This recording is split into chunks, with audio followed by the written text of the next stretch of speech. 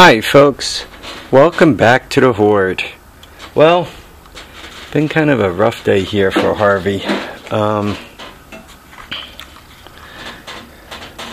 So it's about 5 o'clock, May 6th, Tuesday, 17.6 degrees centigrade. My batteries no longer have the sun on them full time, about 65 degrees Fahrenheit. Yeah, it's a little tough. What I wanted to do is, I have two things left to get running, obviously. The quad and the trike from this past weekend. All the other engines fired up, I'm all happy, and I'm all good. So, given that the ignition system on the 200 Monster appears to be compromised, and I didn't want to spend all kinds of time troubleshooting it, especially it appears as if there's a couple of wires there that I truly have to trace out. I wanted to use my portable ignition system. That's why I built that thing, and that's why I wanted to use it. So I spent approximately 6 hours looking for it / cleaning up at the same time, right? You can see I made a little more space. I moved that guy first of all. I made a little more space here. You can actually get alongside the workbench. I filled up the tires and just tightened things up a little bit, organized some stuff. Found some other stuff that I didn't know I had and I was looking for, so I got that all straightened around. Feel good about that. And then after cleaning up the upper garage here just about completely, basically going through where I thought the portable ignition system was, couldn't find it, so I looked around downstairs, and it turns out it's right where I looked for it yesterday, but I didn't see it. So I guess we're going to have to go with I'm stupid. So I found the portable ignition system, brought it up, went to use it, the spark was weak, said, oh, the heck with it, I'll use it anyway, and it fired a couple of times and really didn't do anything good for me. So I changed the batteries, and then it wouldn't fire at all. So, you're back, now you're checking voltages, and it turns out the voltages were good, but I knocked the wire off the coil inside the box. It's got one of those spade clips. The spade clip came off the coil, so I put that back on, and I finally got the portable ignition system working, which should have taken literally guys, 5 minutes. Pick up the portable ignition system, change the batteries, hook it up and be going, rip-roaring away. Literally took all day. Though, once again, a good consequence was I did clean things up a little bit, straighten things out. Even in the lower garage, I went through a few things. I still got this mess to sort through, and obviously this actually belongs over there. But everything's aired up and back up on tires, so just, made some space, right? Take a look. Right? You could see garage floor, right? All through here, you can walk through without breaking your legs now. So, positive, very positive, but stupid because I misplaced my own portable ignition system, right? You build it and then lose it. So, let me show you what I got here, guys.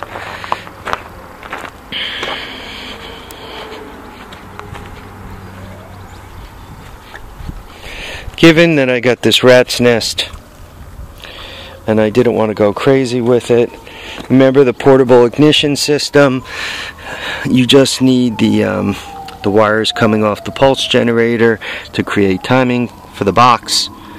So blue is positive, green is ground.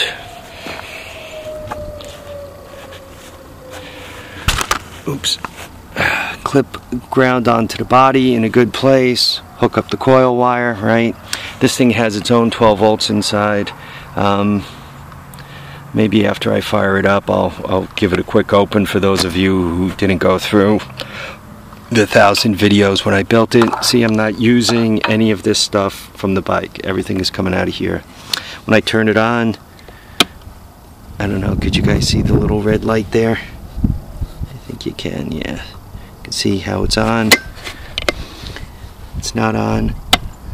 It's on. I think you guys can see it. Let's try that one more time. See that? So now the ignition's on. So it's just a matter of pulling it over and seeing if she'll fire up. Let's see if you guys can see.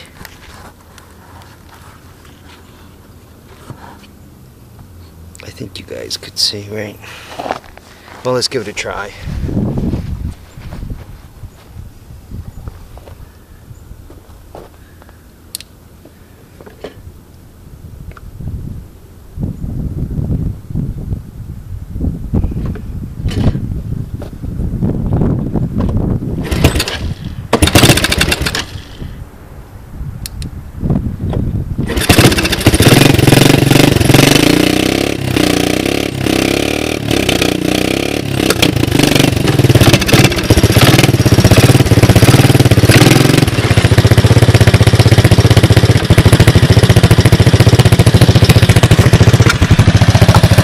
Not only runs, it moves. Check it out.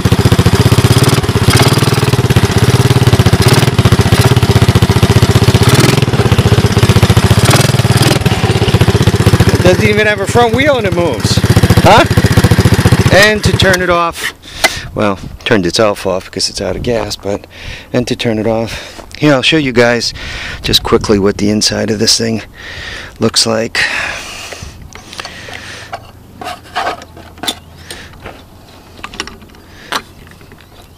Let's go back in the garage for that. Yeah, this thing is really convenient for troubleshooting a bike.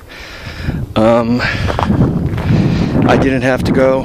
I just slammed the carburetor onto it with a mobile gas tank, as you guys saw. And then I put the portable ignition system on there, and you guys could see she fired up and she did what I needed it to do. I need a Phillips head.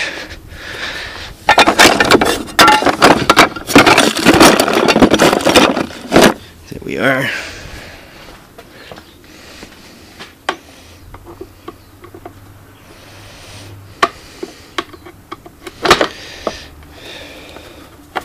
The left-handed man.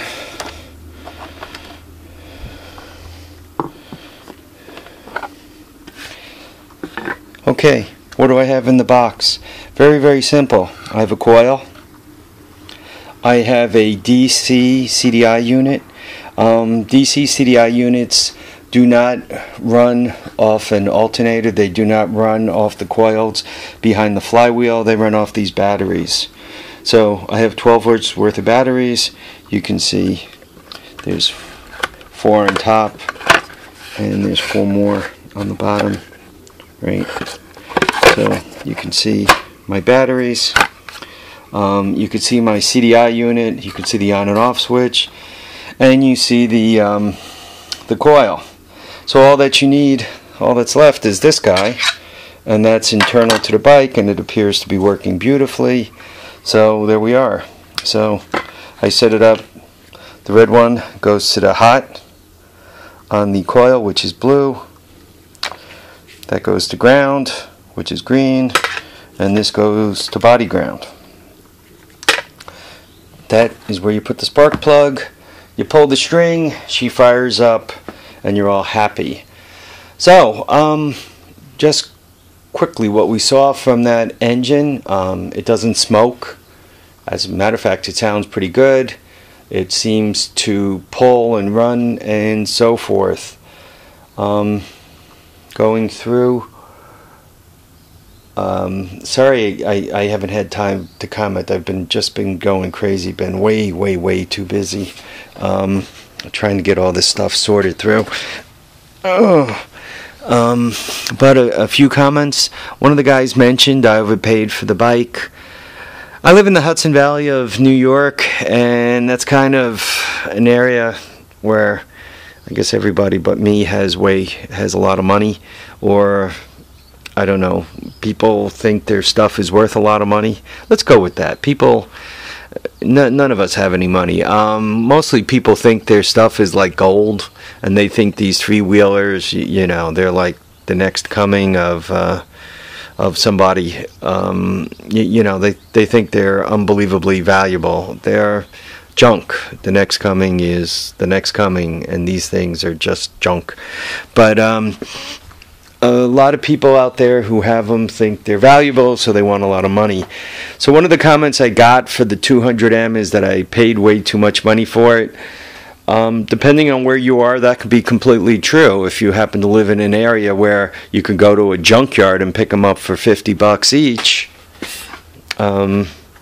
that quad came out of a junkyard and it was $50. It runs and would move, but the rear end seized.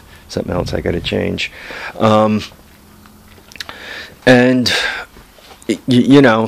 yeah, if you live in an area where you can go to a junkyard and find them for $50, just buy them for weight, or weight times 2 or 3, whatever your junkyard gets you for them. That's a great thing. In my area, they're hard unless you're there. As soon as they get to the dump, either they smash them or they salvage yard. Either they smash them, or depending what salvage yard you're at, they're really afraid to sell them to you because they're a three-wheel and you're going to hurt yourself. Or somebody got there before you, so you got to be lucky. And I don't run scrap all the time, so they're hard to get out of there.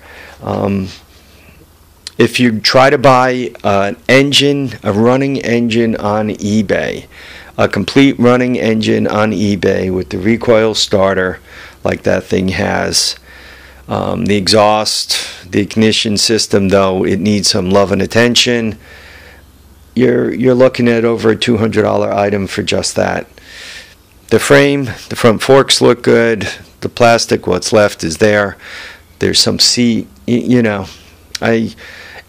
even from a parts point of view, it's worth more than $200. So anyway, we'll see. The engine does sound good. I don't hear any bad noises. All didn't smoke. It's got oil in it. The oil looks relatively good. The shifter isn't welded on. There are no broken bolts that I've noticed so far. All the common stuff is there. So I'm very optimistic. This one here might be another pretty much home run. I just gotta now, obviously, back tires, front tire. I gotta start the normal stuff. Stony. What is that? His page is Toasted Head 420, I think, and his name is Stony. So,